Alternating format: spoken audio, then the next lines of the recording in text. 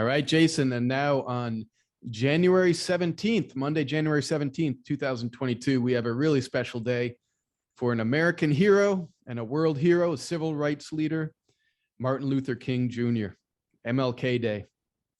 Yeah, definitely American hero. One of my favorite quotes of his is money in its proper place is a worthwhile and necessary instrument for a well-rounded life. But when it is projected to the status of a god, it becomes a power that corrupts in an instrument of exploitation.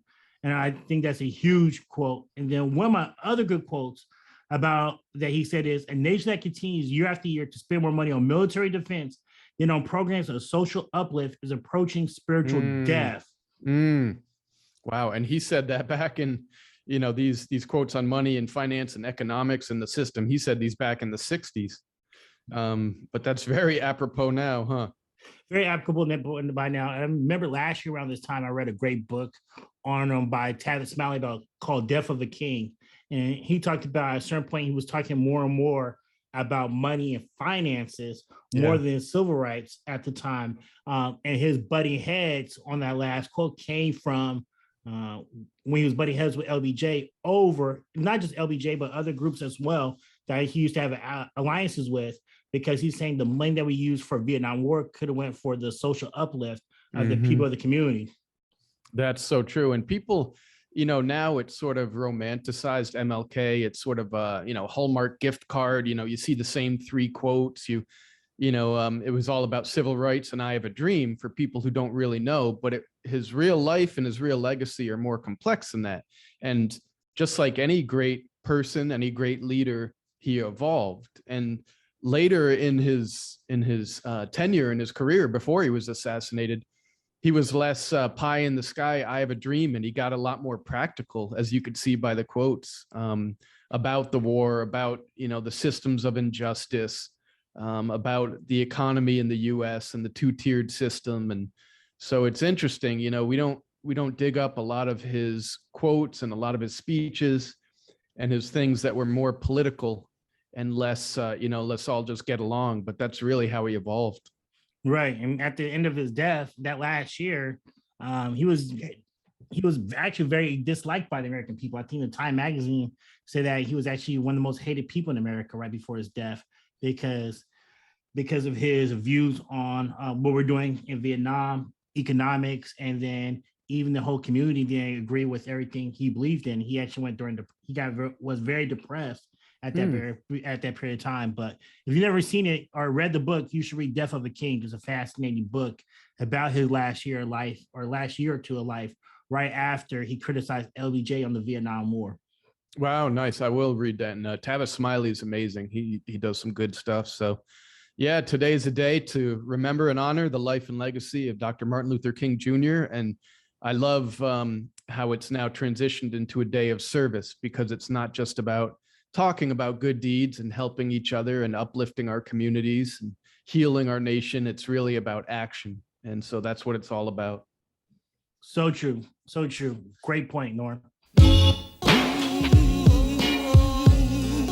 All right, Jason, now we are mid-January 2022. Can't believe it's 2022 already. But let's talk about the stock market in 2021. Just last week, December's stock market numbers came in. And so now we have a complete picture of what the markets did and Wall Street in 2021. So why don't you recap that for us? Yeah, definitely. What a year for the stock market. So the Dow Jones average, which is your biggest 30 publicly owned companies, had a rate of return of 18.7% rate of return.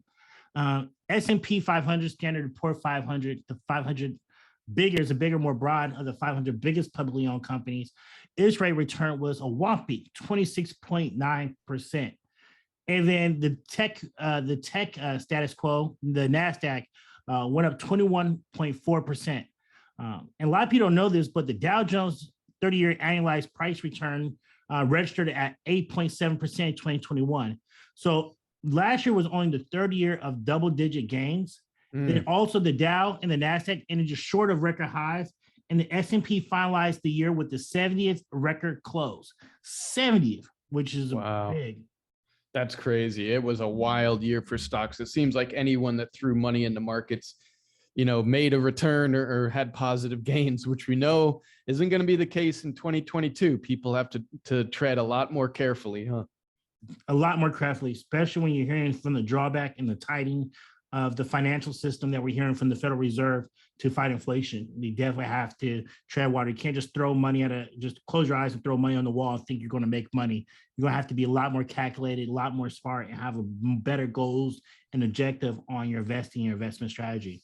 And have a better financial planner like yourself. Exactly. Now, Jason, we just talked about the stock market and how it ended up in 2021. Let's talk about the biggest stock winners and also the biggest losers in 2021. Let's do it. Winners and losers. I hope you guys are ready. So if you pick these stocks, you was an awesome winner. You're a great predictor of stocks. It doesn't mean you're going to be like that in the future, just like we say in any perspective. But let's look at who was the winners for 2021. So a lot of us remember GameStop and all the craziness that we had last year, or in the beginning of the year, felt like years ago. But after all this craziness that we saw in January 2020, where 100 million shares went up, was trading daily, everybody was talking about it, where it was up 2,700%. Apologize, it's a big number for a percentage. GameStop concluded the year at 724.5%. So it had this huge growth, but it dropped down for 724.5% growth.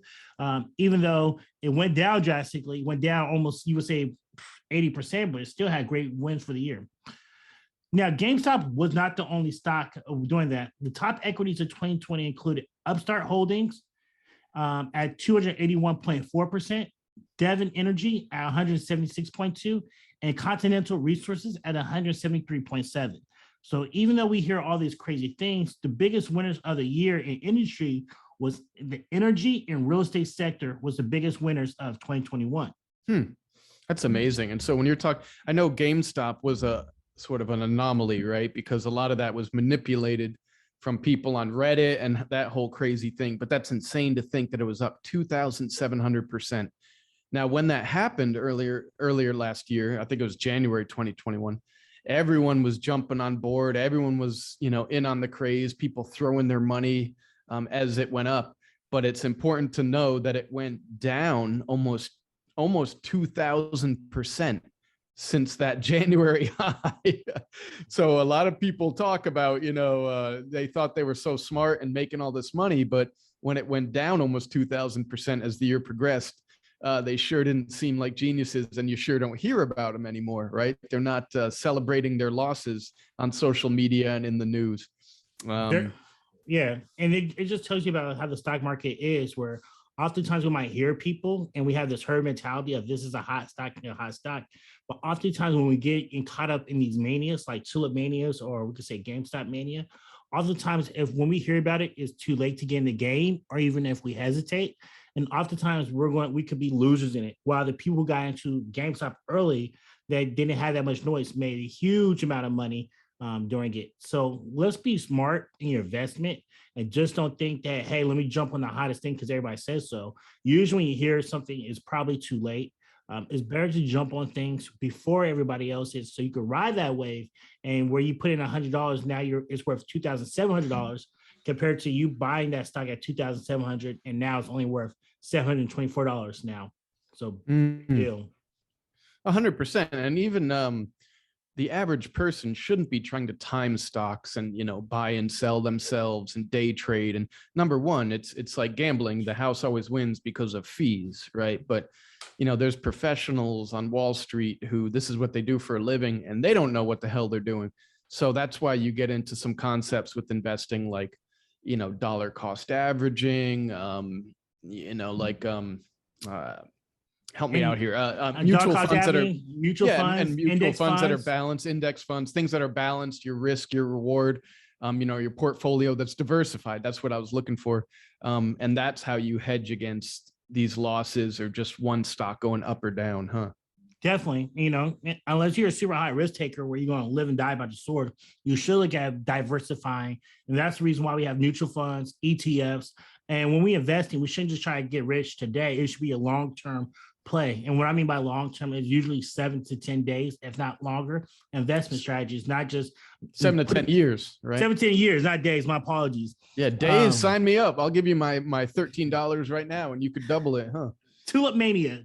And if you guys don't know what Tulip Mania is, the first huge bubble we have in recorded history is Tulip Mania, based off of the tulip craziness in Holland back in, I want to say, in the 1600s. 1600s. Yeah, let's do on a future podcast a whole segment on that, because that was absolutely fascinating. And it's the psychology and the fear and greed, and when people get in and when they get out, and what drives prices up is exactly the same as today, even though this was basically Holland in 1600s with African tulips. Yep. FOMO, the fear of missing out, is huge during that period of time. Yeah, let's do a whole section on that in the future. I think that people need to hear about that more. Yeah, that's a fun one. Jason, now tell me about the biggest losers of 2021 when it comes to the stock market. Yeah, so the biggest losers, which is crazy, in 2021, we think about, is one, Walt Disney. Walt Disney lost was negative 14.5%. The stock market just in the fourth quarter alone fell 8.4%. Another big loser is Verizon, which dropped 11.6%. And the fourth quarter dropped 3.8%. Boeing Airlines, or Boeing, we all know, dropped 5.95%, but was negative in the fourth quarter, 8.5%. And Amgen was negative 2.5%, but in the fourth quarter, it actually gained 5.8% in the fourth quarter. Yeah, that's interesting. And so some of those are very reputable companies with a good track record, strong fundamentals. They're going to make their money. So when a blue chip like Disney drops that much, it might be time to get back in on it, huh? Yep, because Disney's going to be here for forever. Even though they have this down year, they're not going to go bankrupt tomorrow. They're going to have some growth down the road. They're not going to stay stagnant forever. Yeah, interesting. So they're the biggest winners and losers for the stock market of 2021. And let's stay tuned. I know last episode we went over your economic predictions for 2022. So we'll check back in this time next year and see how you did, but I'm sure it'll be 10-0. 10-0. So shout out of the day for today in this episode is Fern Stroud with Black Vines. Black Vines is one of the biggest Black wine experiences and tastings in the country, where they bring about 30, 40 different Black wine vendors together. Their event's February 26th. It's an awesome event. It got voted best in the country by USA Today. So look up Black Vines. Shout out to Fern Stroud for the Black Vines coming up February 26th. I hope I can make it. My due date for my next little one is February 22nd, but everybody, if you can, go out and support. It's a great, fantastic time. I went in 2020 right before COVID strike, so which is great. And I know they're doing all the safety precautions for that. The story of the day is, I want to do a story of the day was, I came across a crazy incident last week where I had a client of mine, mortgage broker, called me because they wanted to say that the client was taking out, they wanted me to write a letter saying the client was taking out a certain amount of money out of their retirement accounts, which was simply not true. It was a bogus number. And the person was trying to pressure the client for doing that. In return, I had to tell the mortgage broker that it's not legal, ethical, and it's actually with fraud on it for trying to lie on the client's mortgage application. The client is older, is a senior. So the whole thing about the story, why I wanted to put this out is, while we're talking to our loved ones, our older, our family members as they get older, you don't have to be in their day-to-day on their finances, but look overhead and find out what they're doing with their finances on a day-to-day. Look over and making sure, you might not be there day-to-day, but make sure that they're in the right direction, that there's not any fraud or anything else. We're seeing more and more senior abuse and fraud happening to seniors, where people try and take advantage of them as they get older. So when I asked to call the client, asked about the letter, because she didn't even tell me about it, he called me out the blue. She was not aware of that. So I just want to tell everybody, look over your parents and your grandparents. Make sure you look over them as we're seeing more and more senior abuse and financial abuse towards our seniors. Wow, that's so true, huh? You really have to be an advocate and keep in close contact with parents, grandparents, neighbors, people in the community. They need someone to put paperwork in front of, when someone gives them opinions or is trying to do a deal with them, no matter what it is, big or small, they really need an advocate and someone to look out for them. Always be an advocate is huge. I think oftentimes they don't want us to look over to them because they might feel like they're losing some of their dependents, but it's just always good to get a second opinion in life no matter what. So yeah, and it's a crying shame. It's another story, but it's a crying shame that so many people are targeting seniors, especially online, the phone scams, the robocalls, the texts, the letters on fake social security letterhead. I mean, everyone needs an advocate, young or old. So that's why it's great. I know that you do a good job. You save those people or that person from getting ripped off by the mortgage broker. But anyone that has any questions or just is doing a deal with someone else but wants to get a second set of eyes, I know you're good like that. They could come to you and you'll help them out, huh? Yeah, definitely. I can definitely help. I can help them out and connect them with the right people. If I don't know the answer, whether they go for it. Yeah, great. Well, thank you, Jason, for sharing that story. All right, everyone. Thanks so much for listening. That's episode number 8 of the C.R.E.A.M podcast with Jason Matthews. Yeah, definitely, everybody. Thank you for once again on C.R.E.A.M Cash Rules Everything Around Me podcast. Today, I have a really good guest. I met her while I went to NARAB, which is the National Association of Real Estate Realtors Brokers. It's an African-American oldest and longest trade association. And one of those meetings, they had a meeting about business credit. And, I'm really good at getting my finances right as far as money and saving and building wealth. And even personal credit, I got that on top. But one thing I feel like is a gap personally is business credit. So in the between, they had a class on business credit, and I went to it. I got some really great golden nuggets, and I got it from our guest today, Querin Hamilton, with Cure My Credit Scores. So today we're just having her on.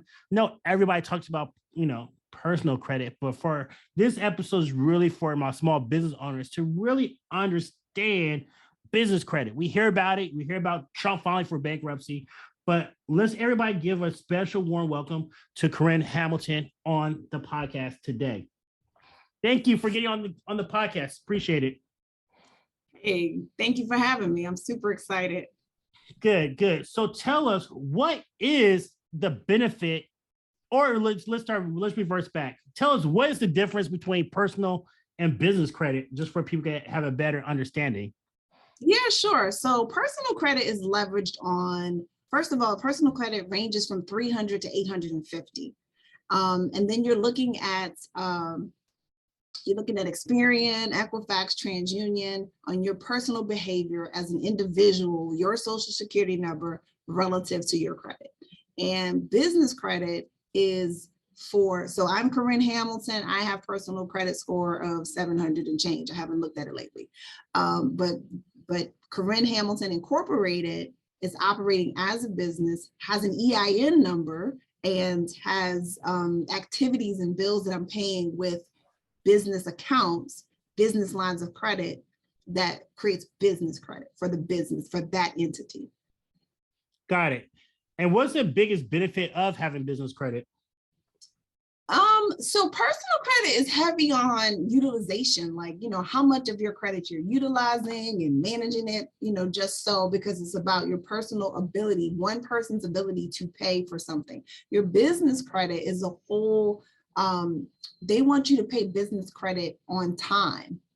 Okay, your invoices, just like if you have invoices or inventory or things that you're purchasing, restaurant equipment, stuff like that for your day-to-day activities, they know that you're rotating cash flow in and out. So as a business entity, and so it's a lot more useful to do business stuff with your business credit. Okay, when you try to buy the napkins and the food and the inventory with your personal credit, it's going to be painful.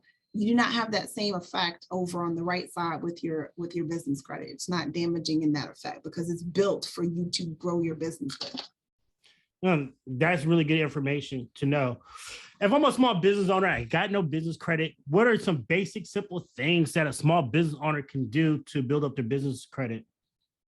Great question. So I would start with applying for smaller cards. Now, when you start your business credit and you don't have any and you're not doing anything business wise, you are going to be leveraging your personal credit at first. You're going to co-sign. So we talked about Querin Hamilton and Querin Incorporated, and Querin Hamilton is going to be the guarantor for Querin Incorporated, at least for a year or two or so, because you don't have no credit. So we're going to interject personal credit just a little bit. We need to get that personal credit up because you can't have a 500 trying to co-sign for somebody, including yourself, your own business. So assuming we have like a 7, let's say on your own Credit Karma, you need at least a 700 on Credit Karma and those type of apps. If you're over on like an Experian, your FICO score, you can have more like a 650, 670, 680. And that's a good time to start building that business credit, give you some mile markers, okay? So now we're gonna start building our business credit. We're gonna apply for gentle things. We're not gonna go big and try to get a business Amex necessarily, but let's start with like a Staples card, department store card, and open up and leverage one of those accounts first before you move on to the next thing. Got it, okay.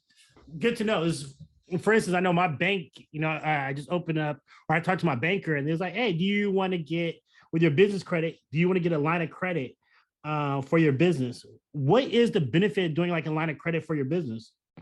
The same. A line of credit on your personal credit is like maybe your overdraft protection or something like that, but you don't actually have a little card. Same thing on your business credit. It's a line of credit and account. Back in like, the corners, the stores in the old days used to go and used to just say, give me this and write it down real quick and I'll come back and pay it later for the week at the end of Friday. It's something like that. Like it's a line of credit, usually backed by something.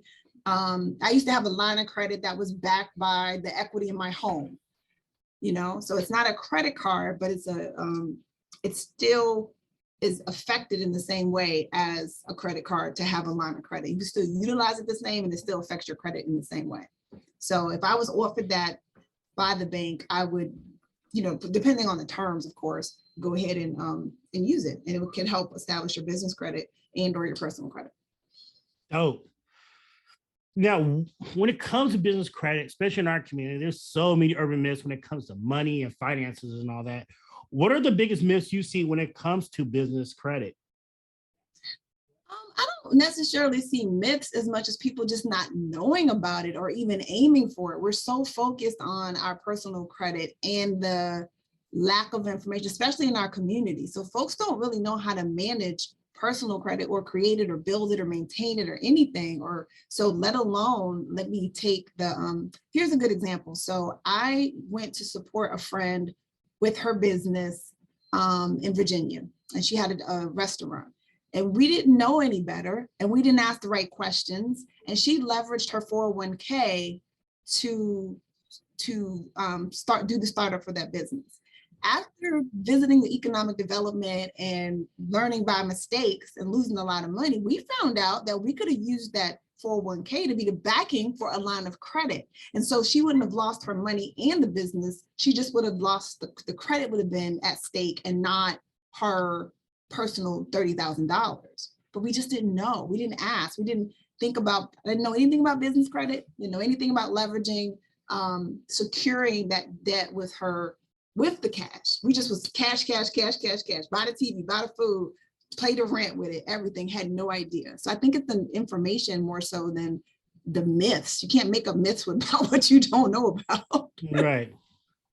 Just especially in the hood, you're like, dude, all you gotta do this, you can do that. Yeah. Like, bro, you didn't know about that? So yeah, that's why I and that too, hood knowledge. I spent a lot of time overcoming hood and what I call cousin knowledge. My cousin told me this, and my cousin told me that, and I'm like, is your cousin doing what they're advising you of? If they are, go with it. If they got A1 business credit, which is over an 80, somewhere between an 80 and 100 is what you're looking for to show that you're low risk. Hold on, can you explain business credit? Because I know that might be getting over people's head. Yeah, sure. Everybody hear about FICO with the 300 and 850. So when you say 80, there's like, man, that sounds super low. Yeah. So can you explain that 80 and how you figure out what is credit score? So on the personal side, you've got Vantage and you've got Vantage credit scoring model, you've got FICO credit scoring model and the like. On the business side, you've got Paydex. So Paydex, if you're at a 0 to 49, you're at high risk. If you're at a 50 to 79, you're at medium risk. And if you're at 80 to 100, you're at low risk. So that's the scale. In, you know, when you're, say you're buying a house on your personal, you want to kind of be above like a 640, 660-ish. And if you have more, you can get different products. Same thing with business credit. If you're above an 80, that's showing that you've been doing this for a while and you are at low risk person.